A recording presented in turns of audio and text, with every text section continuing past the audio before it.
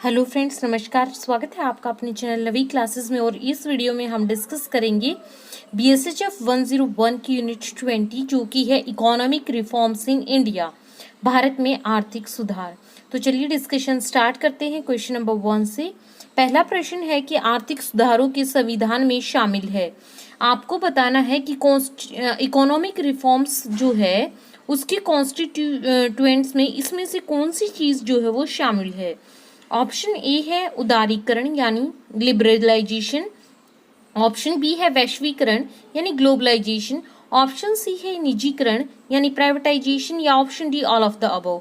तो इसका correct answer जो है वो है आपका option D all of the above, क्योंकि जो भी कॉन्स्टिट्यूएंट्स हैं इकोनॉमिक रिफॉर्म्स के, आर्थिक सुधारों के, उनमें लिबरलाइजेशन, ग्लोबलाइजेशन, प्राइवेटाइजेशन सारे के सारे कॉन्स्टिट्यूएंट्स जो हैं वो शामिल हैं।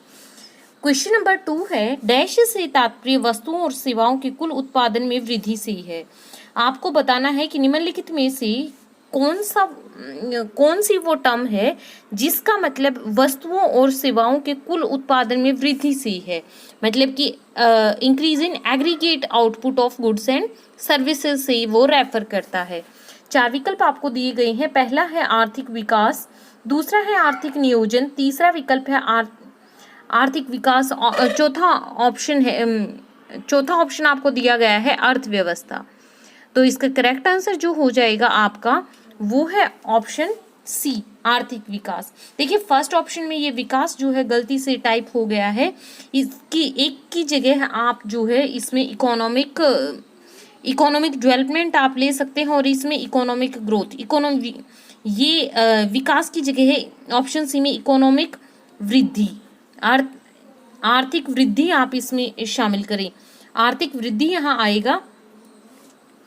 तो आर्थिक वृद्धि से तात्पर्य है वस्तुओं और सेवाओं के कुल उत्पादन में वृद्धि।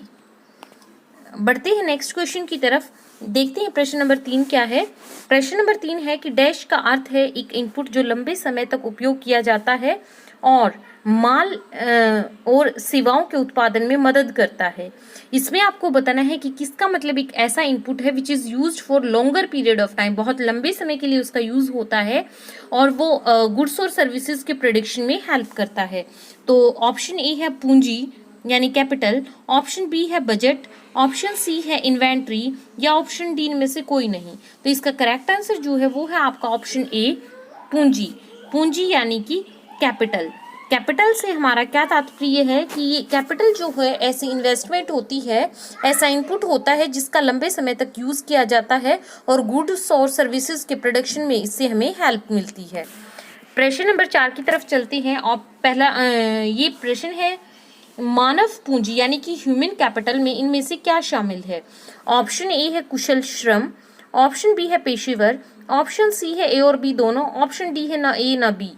तो इसका करेक्ट आंसर जो है वो है आपका ऑप्शन सी, ए और बी दोनों विकल्प, कुशल श्रम और पेशेवर, स्किल्ड लेबर।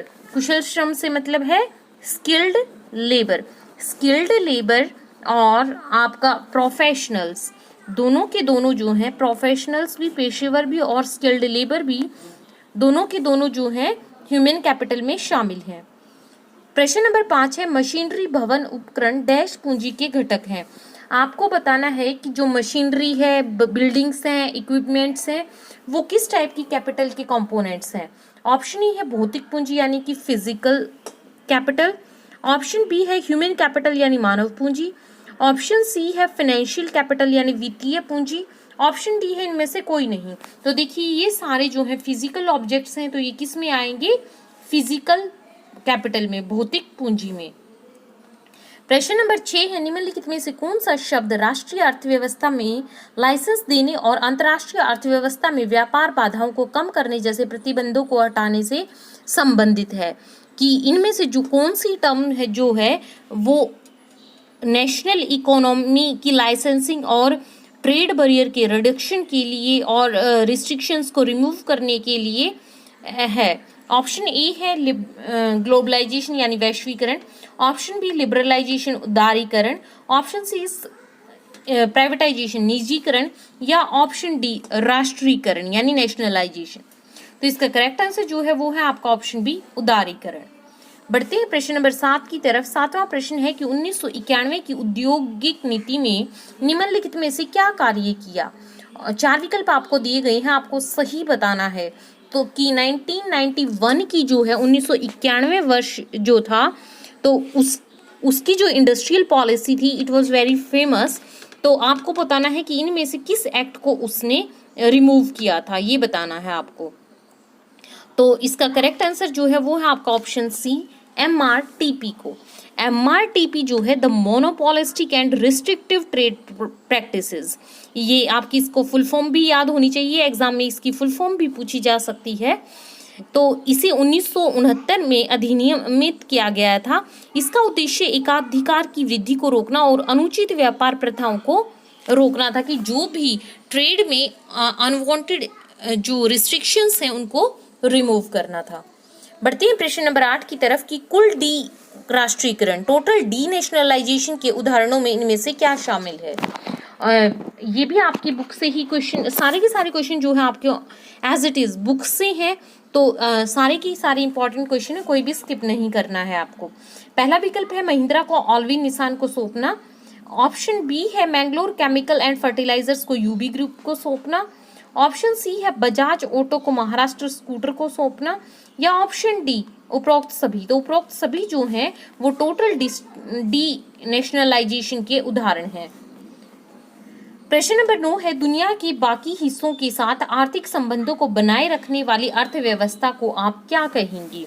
कि ऐसी अर्थव्यवस्था, ऐसी इकोनॉमी जिसमें बाहरी जो देश हैं, रेस्ट ऑफ द वर्ल्ड जितनी भी कंट्रीज हैं, उन सब के साथ इकोनॉमी मेंटेन करना क्या कहलाता है।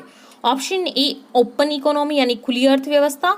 ऑप्शन बी क्लोज्ड इकोनॉमी यानी बंद अर्थव्यवस्था। ऑप्शन सी बाउंडेड बंधी हुई इकोनॉमी। या ऑप्शन डी इनमें से कोई नहीं। तो इसका करेक्ट आंसर जो है वो है आपका ऑप्शन ए ओपन इकोनॉमी। यह एक प्रकार की अर्थव्यवस्था है। खुली अर्थव्यवस्था जो है एक प्रकार की अर्थव्यवस्था है जहां न केवल घरेलू कलाकार बल्कि अन्य देशों की इकाइयां भी उत्पादों के व्यापार में संलग्न है। प्रश्न नंबर 10 देखते हैं क्या है। निम्नलिखित में से किस क्षेत्र के लिए औद्योगिक लाइसेंस प्राप्त करना अनिवार्य है नहीं है। आपको बताना है कि जब भी आप कोई भी, जैसे कोई भी इंडस्ट्री है, कुछ भी गुड्स या सर्विसेज वो प्रोड्यूस करती है, तो उसके लिए जो है उसको लाइसेंस की रिक्वायरमेंट होती है। तो आपको बताना है इनमें से किसके लिए जो है औद्योगिक लाइसेंस, इंडस्ट्रियल लाइसेंस की आवश्यकता नहीं होती है, किस प्रोडक्ट की प्रोडक्शन के लिए। तो आपके पास ऑप्शन है तंबाकू उत्पाद, कपड़े, इलेक्ट्रॉनिक्स या रक्षा उपकरण। तो इसका सही जवाब जो है आपका वो है ऑप्शन बी कपड़े।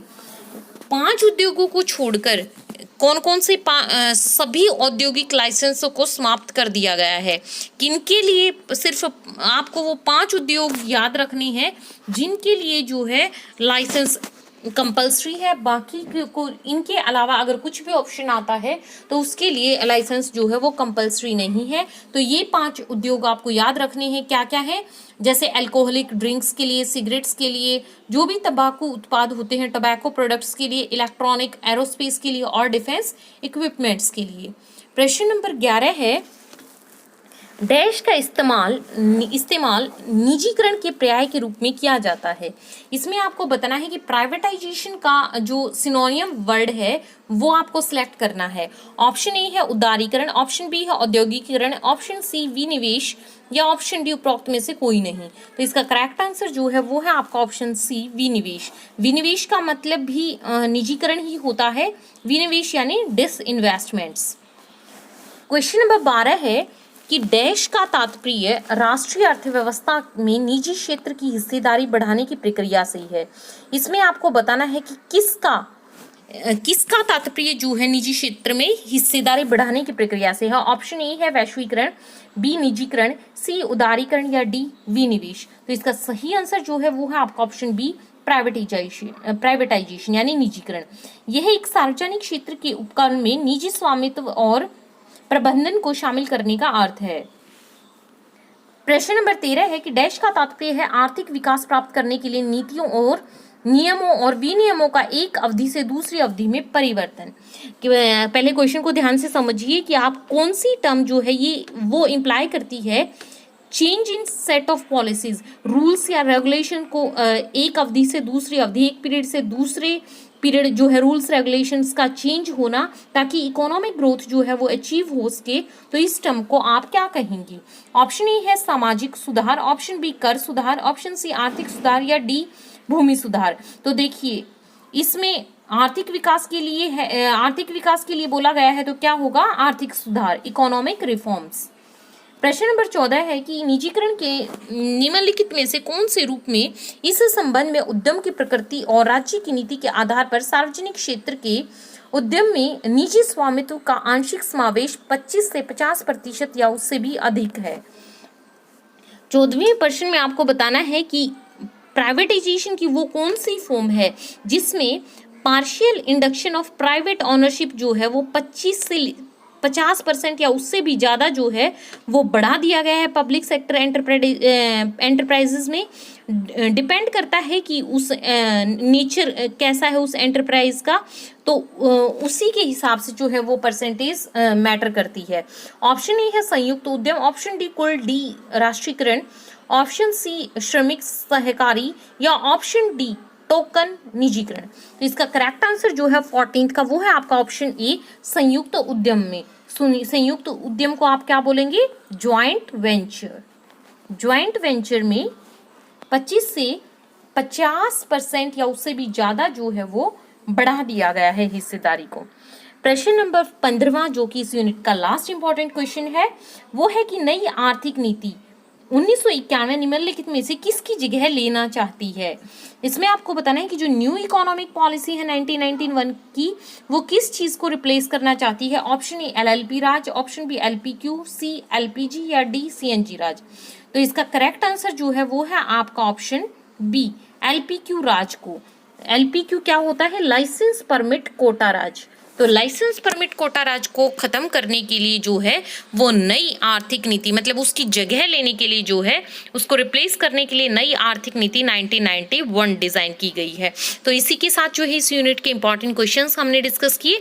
वीडियो को आप लाइक दें और अगर आपको नोट्स चाहिए है, PDF फॉर्म में चाहिए है सारे यूनिट्स, तो आप डिस्क्रिप्शन बॉक्स से उसका लिंक देख सकते हैं। Thank you.